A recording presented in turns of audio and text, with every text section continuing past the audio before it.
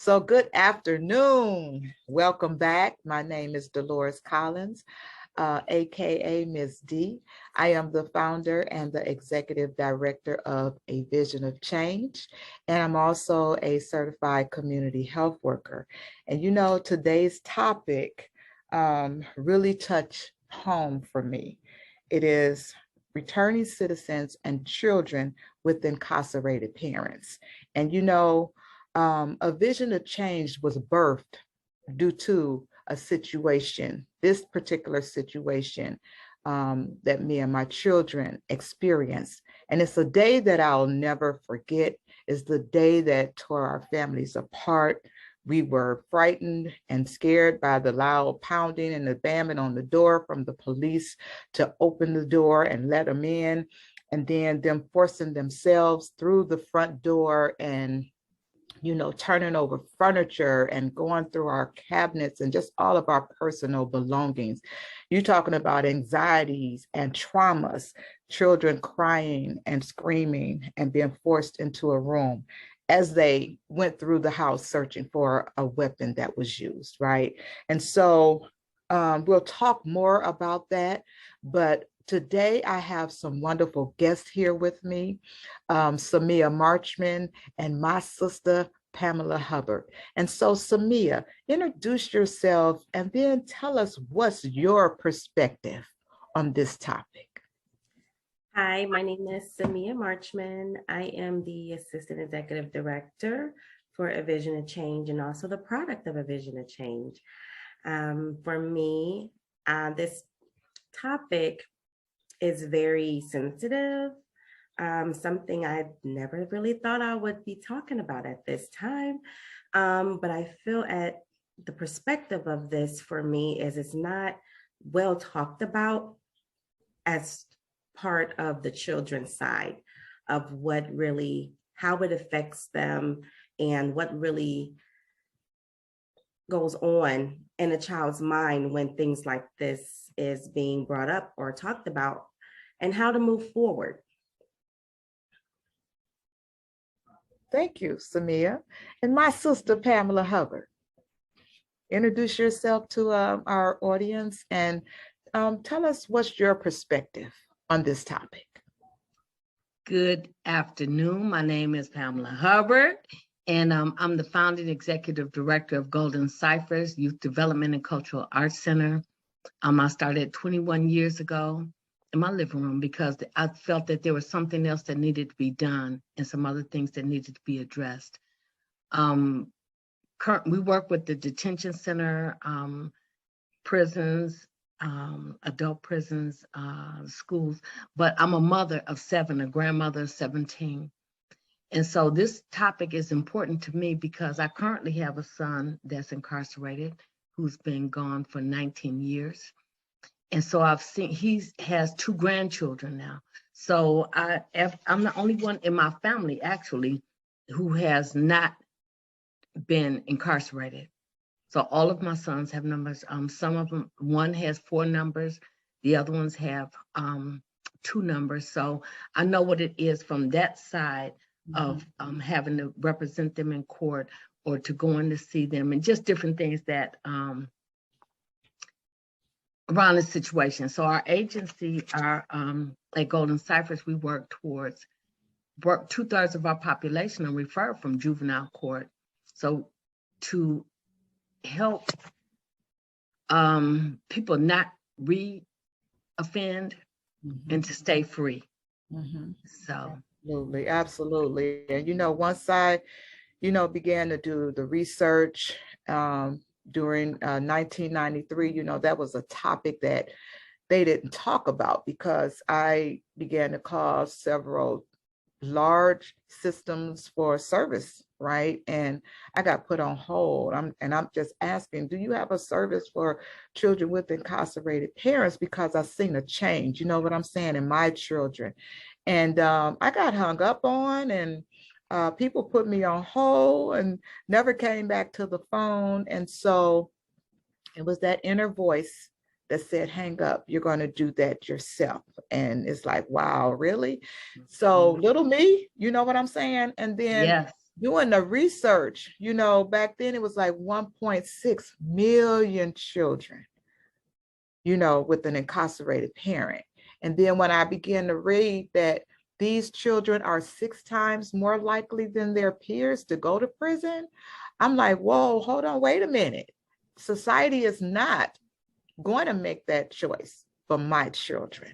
And so that's when we, really strategically came together and began to look at the important pieces that I felt was necessary in order to help these children to navigate right through these systems. And so the intervention and the prevention and academic services was those areas in which we focused on during this time. So how have you overcome your experience, or how do you help families experiencing this type of situation or trauma? And I'll pose that to you, Samia. You can go first if that's okay. So how I overcome all of this was being involved with the Vision of Change from a very young age. I think that being able to interact with other children who had experiences and kind of maybe have felt the same way or acted out unknowingly that we were actually going through the same type of trauma helped me overcome a lot of the, I guess, anxiety that I may have been going through, a lot of the learning disabilities that I may have been experiencing at that time. Being involved with children kind of helped me overcome some of those issues that I had. It was a comfort dealing with people like myself. They may have not known that I was going through the same issues. I may not have shared those things with them, but knowing that they were part of the same community, and being able to help them with their learning disabilities, kind of helped gauge me into a better path for myself. And knowing, I don't know, their situation, and knowing that I didn't want to be in that situation that brought them to why they needed to be incorporated in with a vision of change. I didn't want to have that for myself, and also wanted to see better for other children. So that was kind of the reason why I chose to stay connected with a vision of change, and I'm still here all these many years later. So I appreciate it, Absolutely. And for me, I think the very first day for that I saw for your healing or your consciousness of knowing it was children that were, dealing with some of the same issues you may have been experiencing was the day we were actually at your school. I can't remember. You might have been like in the 3rd grade. Yep. And we were invited in to do our Spellmaster program, and Mr. Martin had wore a beige suit. Yeah. The day he was there, and the kids would not focus on anything but that suit, right? It's like, oh, I got a parent that, they wear that same color. It's like, really? And so he saw at that moment, he wasn't going to get much further with the Spellmaster program. So they invited me up. And on that day, I think you had like 25 kids in your classroom. And we had that conversation and asked the children, how many of you have a loved one that's incarcerated? And 19 of those children raised their hand. Okay. And you began to cry. I don't know if you remember, but you began to cry because you had no idea that there were children, right there in your space, that you were with on a daily basis, that you didn't even know were experiencing the same things, right? So yeah. So what about you, Pam? My experience has been long and difficult, but the outcomes have been productive and healing, because as our family, we have family values, and we've always stuck by each other, and we've had principles that we live by. I know that I have grandchildren incarcerated right now as well. So I know that I've done everything I was supposed to do as a mother, as a grandmother, and I'm also a great grandmother. Well, they're too little to be in jail. So we're gonna break this cycle, right? That's right. We don't. So in knowing these things and trying our best to provide services to alleviate the pain or the hurt, and also to promote the healing. And that's why it's important to collaborate with other organizations like Vision of Change. That's right. It's important. We cannot, no one, I don't believe, and yeah, I might be wrong, but I believe that collaboration is very, very important, because I don't think that one person can do it all by themselves, because there's so many different layers to it.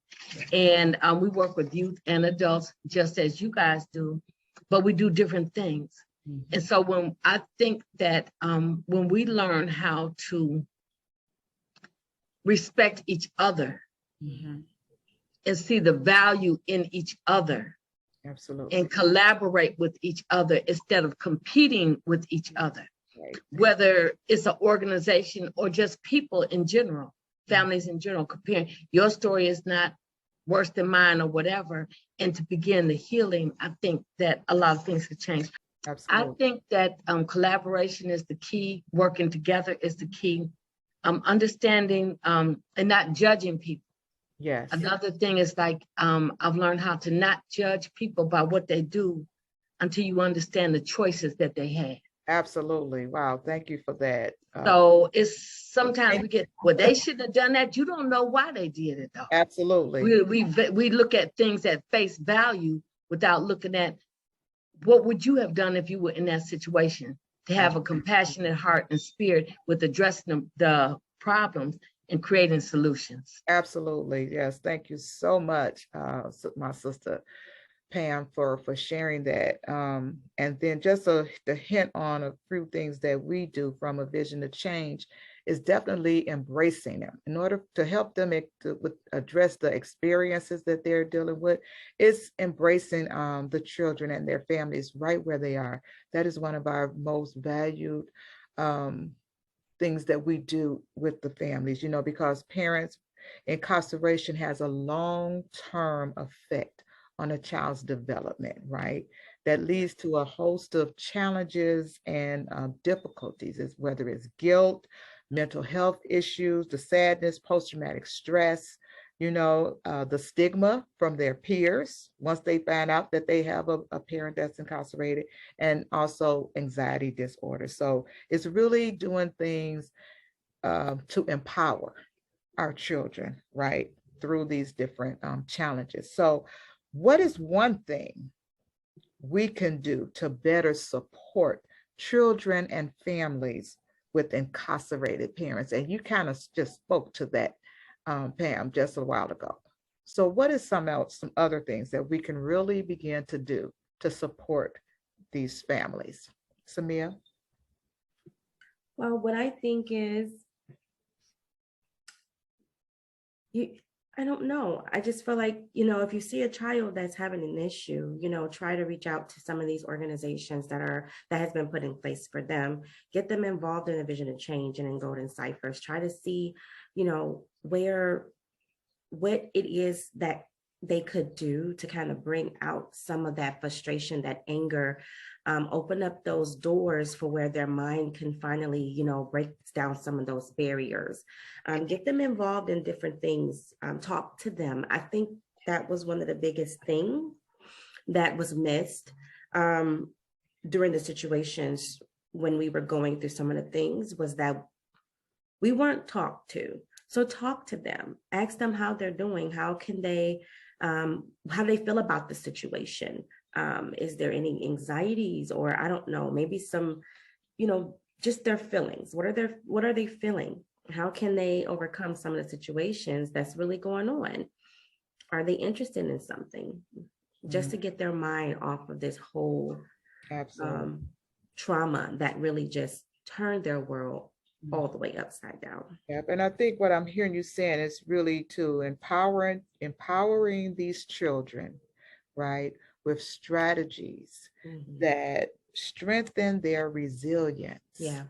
Right. And address the pain at the same time, and help them to navigate through these barriers and challenges that they face daily. I think that's what I'm hearing you say. Yeah, because that could be definitely a whole, that could take someone that may have been unconsciously aware that they're dealing with something as a trauma, go outside doing something bad versus doing something positive. Absolutely. And so one other thing that we do is as well is our exhale, release, express yourself art therapy sessions that we do with our youth. And that tool or that particular therapy is one that we find really helpful, especially when we go inside of the juvenile detention centers as well. So Pam, what about you? What is one thing that we can do better? You talked about the collaboration and the partnerships, but what is something else that you might feel is needed to really support the children and the families with incarcerated parents?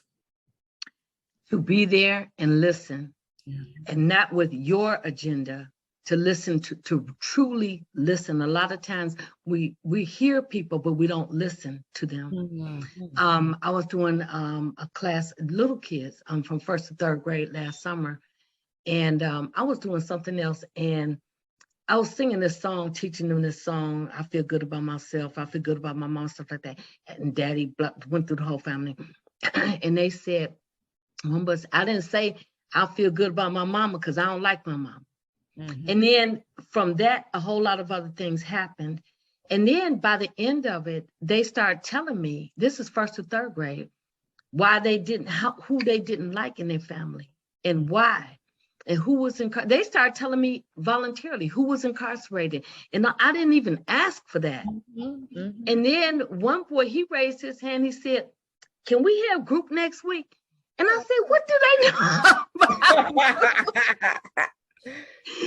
So I think to pay attention and listen, make referrals, Yes. find out places, have a referral resource, and agencies can do that, but people can do that on their own too. Just look up and have your own, just like we used to have phone books back in the day. That's right. Now it's a referral. So like, who can you refer and who can you call on to assist and not be afraid to ask for help? And for the people that's helping, to really be about the business of really helping and caring. Absolutely. And assisting people to move to the next level, not just to make a paycheck. Absolutely. And even what you're saying with communication and listening is, like you said, oftentimes we're listening to communicate, to reply. Mm-hmm. Exactly. Listen. Yes. You know what I'm saying? And so listening and those communication skills, I feel, are so very important. And so with that all being said, ladies, we're going to wrap it up. I thank you all for being here with us today. And I want to ask our audience to also remember to join us. Our next episode is April the 29th. Mark it on them calendars, y'all. Get it down.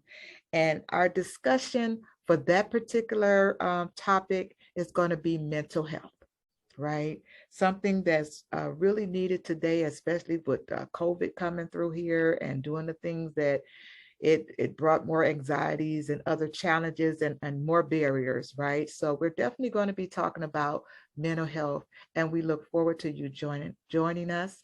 And with that being said, remember, when you change the way you look at things, the things you look at change. Wayne Dyer. Have a fantastic day, and we see you next time. Thank you.